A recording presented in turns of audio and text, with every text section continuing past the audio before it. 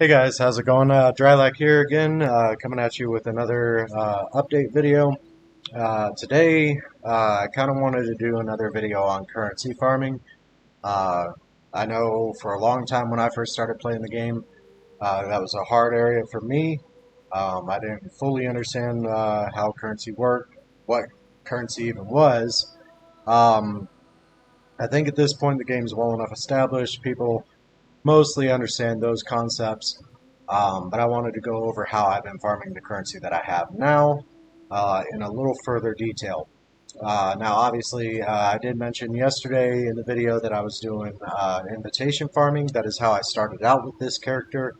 Um, Reason that I started that method was because it's a little easier to get into. Plus, for some things in this game, it's kind of like, excuse me, kind of like the normal economy. It takes money to make money, right? So I did farm up 10 exalts using the invitation method that I mentioned yesterday, and I used those to actually go and buy myself 60 blight maps. Now I wanted to show you kind of some results. I'm not one for spreadsheets and all that, and I'm not one to go and be like, yeah, I got all these items, they're all worth this much. The difference between what they're worth and them actually selling could be two different things. So I don't like going that route. I just want to show you kind of what I had yesterday. And I did actually go back to the video to make sure that this tab that I have set up here is exactly what was in there yesterday, minus a couple of wisdom scroll fragments. Um, but then I went yesterday, bought myself those maps. I haven't even finished all of the 60 that I've done. And I've gone from this yesterday to this tab as of right now today. Um, so quite a vast improvement. Obviously, I've already made my 10 exalts back. I have 8 full raw exalts, and then enough to make another exalt between my chaos and divine orbs. So the rest of this is all plus. Um, I also have 488 chaos worth of stacked decks down here. Kind of made a very large improvement in my currency here. And then today, I actually just got done with the map and I forgot to empty my inventory. So I'm doing that mid-video. My apologies for that, but that does also go to show you some of the things that you can get by doing this method. This is also great for getting your own crafting materials to be able to do your own crafting for your gear upgrades. And then obviously you can drop things like empowers, which I believe empowers right now are going for something like 30, 40 chaos, something like that. And then, yeah, enlightens as well. I've dropped a few of those, a whole bunch of fossils. Resonators you may have to buy yourself. And then, of course, you can drop all your oils. So I have gotten a ton of those.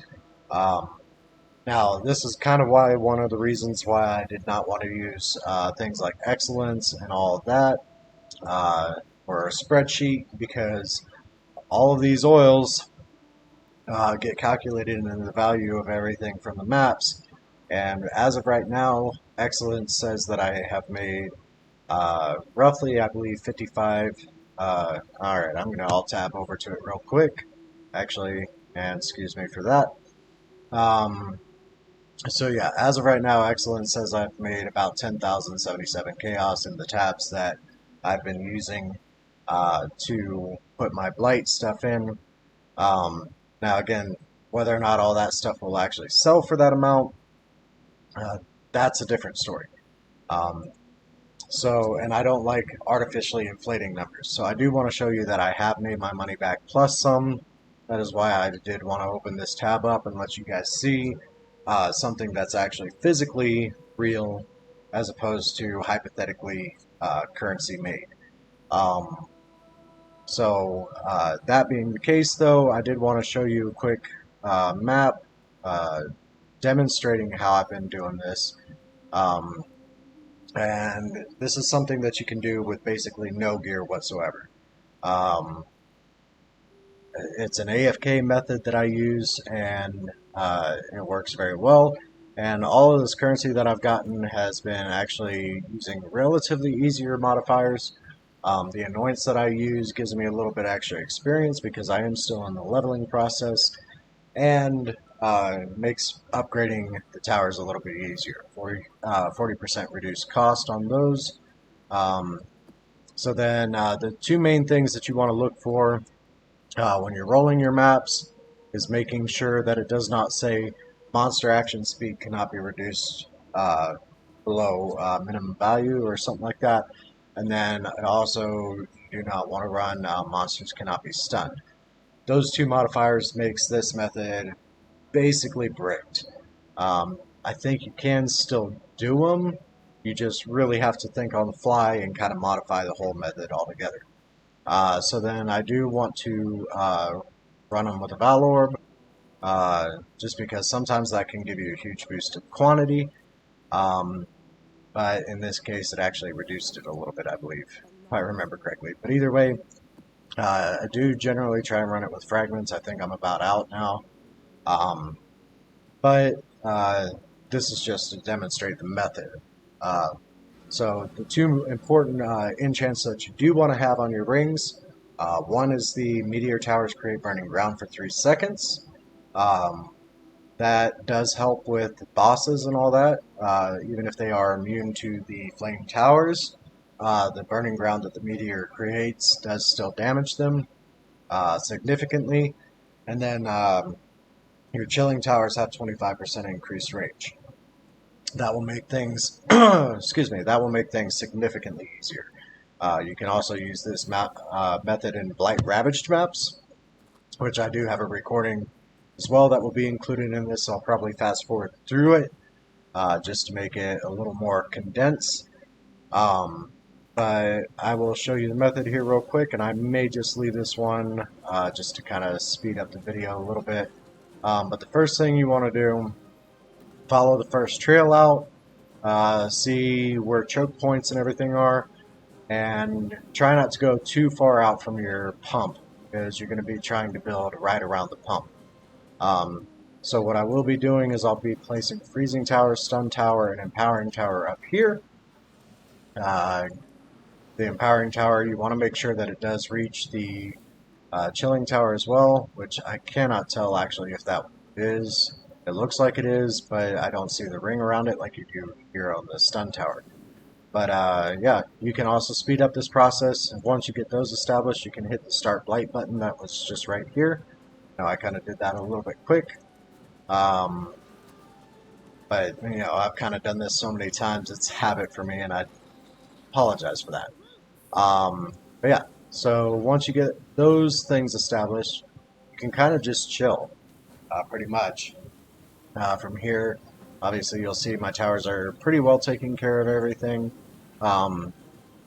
In instances like this, I will also kind of push up a little bit sometimes, and actually I kind of like the way these towers just spawned. So this particular case, and this is one thing, you do have to be able to think on the fly a little bit, look at where things are spawning at, and develop your towers from there. But yeah, just to make sure things die before they even get up here, I will actually put a flame tower up here, or a meteor tower up here, and then I'll follow this chain here as well. So things are going to be spawning there and coming down here. There's the choke point.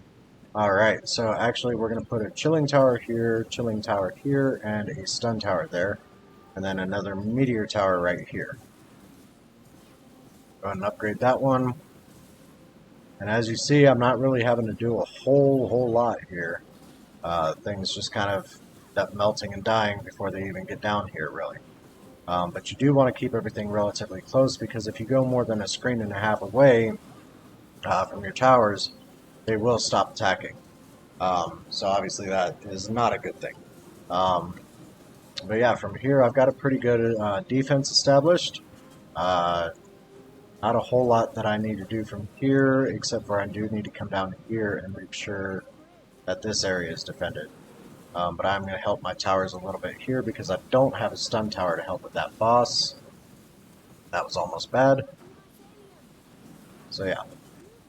And we'll go ahead and put freezing, stun, and meteor tower right here. Now, you do want to try and get things hit by empowering towers as frequently as possible, or as much as possible. Um, but if you don't have that option, you also want to make sure your damage is there to help your chilling and stun towers actually kill things. So yeah, they do all do damage as long as you don't go past 3 on your chilling and stun towers, and you don't want to go past 3 on your empowering towers either. And there we go. Now I can put an empowering tower right here. And you do want to bounce back and forth just to make sure as you're upgrading towers that you don't get too far away from your other towers that are helping your defense. And I'm going to go ahead and put a meteor and a summoning tower over there as well. And again, as I said, you kind of want to think on the fly how to make your defense as strong as possible. Now, obviously, I have not attacked other than the one time right here because this side is really weak. Most times, depending on the setup that you end up getting, most times you will not have to attack at all. And I may not have even really needed to attack when I did. It just so happened that I felt a little uncomfortable with the situation, so I went ahead and just decided to help my towers. But yeah, so from here, we are pretty much done. I can let this time run out and not have to do anything further from here. Except for that boss is making me question. So if you look at your map, you can see these big red dots are bosses. But I got fortunate enough that my towers are strong enough to be able to handle that. So from here, the only thing you really have to watch out for are those little chaos orbs that just came and smacked me in the head there. And then flame orbs as well. But you should not have to deal with much else other than those two things. And I just stood in another chaos bomb. So yeah, as long as you can move around and pay attention to what's going on your map, this method doesn't require any gear at all, pretty much. Now, if you're a little bit weaker, you may, from time to time, fail one, especially if you get really bad setups with your lanes, your blight lanes. Because if you can't get enough towers down to be able to stun, chill, and damage your enemies, then it may be rough going. And if you need to try and attack to help your towers out because one of your lanes is really weak, then not having the damage to be able to help will hurt you quite a bit. And you may end up failing one or two of your maps. But that being the case, I haven't even finished all of the 60 that I bought. I've already made my money back plus some. Now, as I said earlier, I don't like giving numbers that are artificially inflated by items because for one, results vary. For two, whether or not the items actually sell could be a completely different story. And we are good to go, I believe. Oh, yeah, and so if you run into a situation like this where monsters get stuck, you can run up there, bring them back towards your towers, or you can even run up. Like here, I've got a lane that hasn't cleared, and I can just drop a couple extra towers down and they'll help kill them. But back to what I was saying, I don't like giving artificially inflated numbers by items, but I do have like another that I know of will sell another 10 exalts or so sitting in my stash. So from here, I do want to go and show you that this method does work even in Blight Ravaged maps. I'll show another demonstration as well on another map that I did earlier to show that it is consistent. I think once I got the method down, I was able to only fail, I think, 2 of the maps that I did. And again, that's because this character is relatively weak on damage, so I don't really do a whole lot in the way of helping my towers out. Um, but yeah, I think I only failed like 1 or 2 of the maps that I did earlier, and I have, I believe, something like 12 maps, 6, 7, 13 maps. 13 maps left to do. So, not a bad rate of success. Uh, and then, yeah, obviously, all kinds of profit to be made by doing Blighted Maps. So, I will come back at the end of the video and give you guys some closing thoughts. And see you guys then. All right.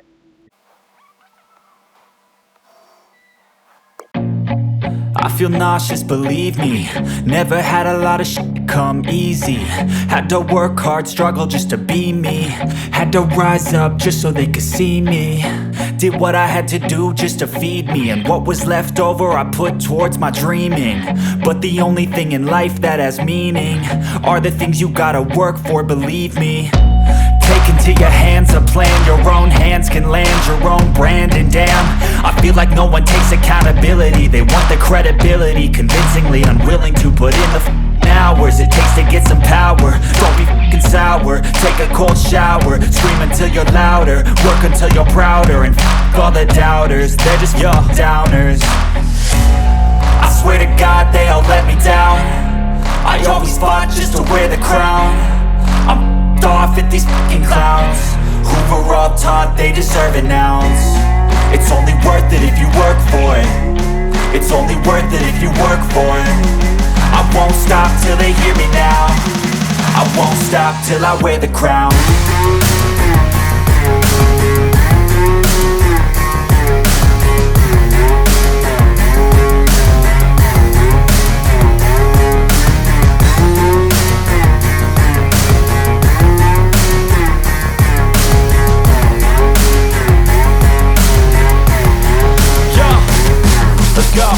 I'm just telling you to fight for your dreams, but it's not what it seems. Man, it's hard to be seen when everybody wants to be king. Yeah, they all wanna ring, yeah, we all wanna be free. So show me what you got, what you bring, how you fight in the ring, how you take a fucking swing. Do you got heart, are you mean? Got some scars, got some needs, are you willing to go bleed? I swear to God they all let me down. I always fought just to wear the crown. I'm off at these fucking clowns who were all taught they deserve an ounce. It's only worth it if you work for it. It's only worth it if you work for it. I won't stop till they hear me now. I won't stop till I wear the crown. I swear to God they all let me down. I always fought just to wear the crown. I'm off at these fucking clowns who were all taught they deserve an ounce. It's only worth it if you work for it. It's only worth it if you work for it. I won't stop till they hear me now. I won't stop till I wear the crown.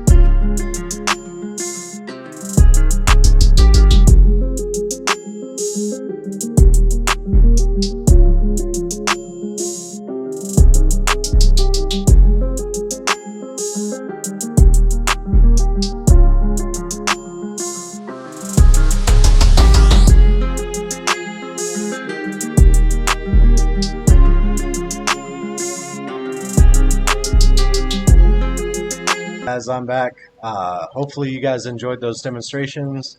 Uh, the second one will be a blight, or was a blight ravaged map. Excuse me, I'm doing this in the past. That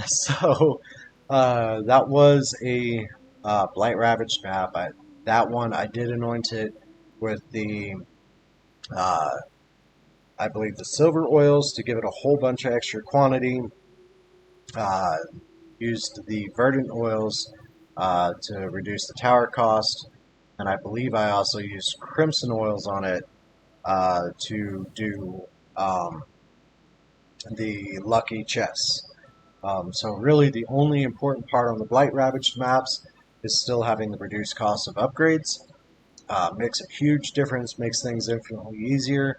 But then on the Blight Ravaged maps, you can also get a whole bunch of extra quantity and good stuff like that. I do actually have a stash tab here where I did separate out the results of that map. One of these tabs. There we go. So yeah, this middle section here, not these items on the sides, but just the stuff that's in the middle here. All of this is what I actually ended up picking up from that map. Um, So clearly you can make quite a bit. You do get a lot of items from doing these. Again, I didn't include these in my numbers because I don't like to artificially inflate them. But assuming all of this stuff sold, I did make a hefty little chunk of change off of that map. Um, yeah, so this is what I do, and I forgot to D&D. So this is how I make my currency with little to no gear, little to no damage, so on and so forth. So if you guys do enjoy this content, keep an eye out because I am currently building up to be able to do my self-crafting upgrades that I want to do from this character. Again, like I said, this is part of my series for how to build. Um, so if you guys like this, enjoyed this content, please feel free to like and subscribe. And hopefully I will either see you guys on my previous video or on the coming videos. Alright,